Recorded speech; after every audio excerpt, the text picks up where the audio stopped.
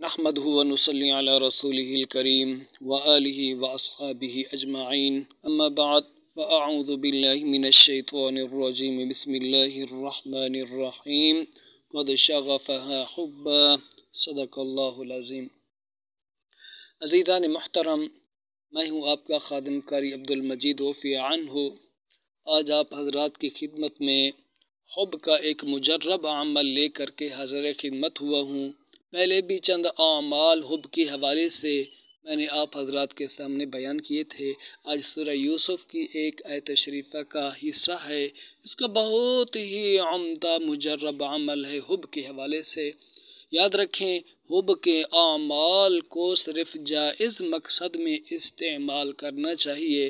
अगर कोई शख्स हुब के किसी अमल को नाजायज़ मकसद में इस्तेमाल करेगा तो याद रखो ये गुनाह कबीरा है और इसका वबाल उस पर ज़रूर पड़ेगा, दुनिया में ना तो आखिरत में इसकी सख्त से सख्त सज़ा भुगतेगा।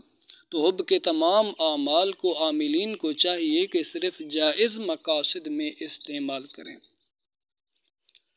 तो जो आयत शरीफ का हिस्सा मैंने आपके सामने पढ़ा है, क़द शग़फ़हा हुब्बा, इसका आमिल बनने का तरीक़ा कार ये है कि किसी भी नौचंदी जुमेरात को इसका चिल्ला शुरू किया जाए 41 रात का। अव्वल आखिर 11-11 बार दरूद इब्राहिमी पढ़ें और दरमियान में 3125 बार क़द शग़फ़हा हुब्बा इसका विर्द करना है। वक्त की भी पाबंदी हो। वक्त से मुराद होता है इशा की नमाज के बाद, और जगह भी मुकर्रर हो कि जिस जगह पहले दिन आपने अमल को शुरू किया है तो दूसरे दिन, तीसरे दिन, चौथे दिन, इसी तरह 41 रात तक एक ही जगह मुतअय्यन मुकर्रर रहे। इससे आपकी अमल में बहुत ही बड़ी तासीर पैदा हो जाएगी। तो 41 रात के बाद आप इसके आमिल बन जाएंगे। फिर उसके बाद रोज़ाना आप इसकी एक तस्बीह पढ़ लिया करें क़द शग़फ़हा हुब्बा की, ताकि अमल की जो तासीर है वो बरकरार रहे।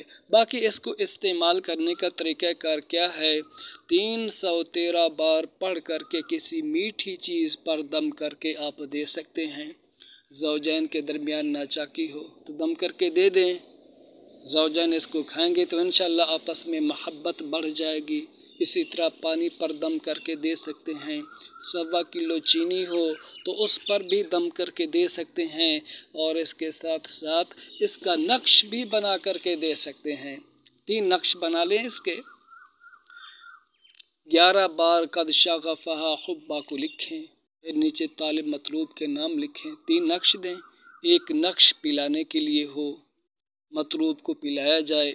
दूसरा नक्श तालिब अपने दाएं बाजू पर बांधे, और तीसरा नक्श किसी दख्त पे लटका दिया जाए। तो इंशाअल्लाह इस अमल की बरकत से अच्छी मोहब्बत ज़ाहिर होगी।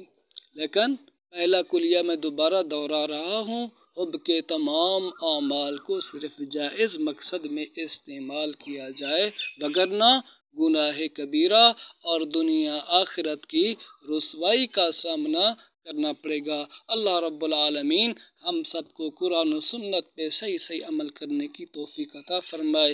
वमा अलैना इल्लल बलाग।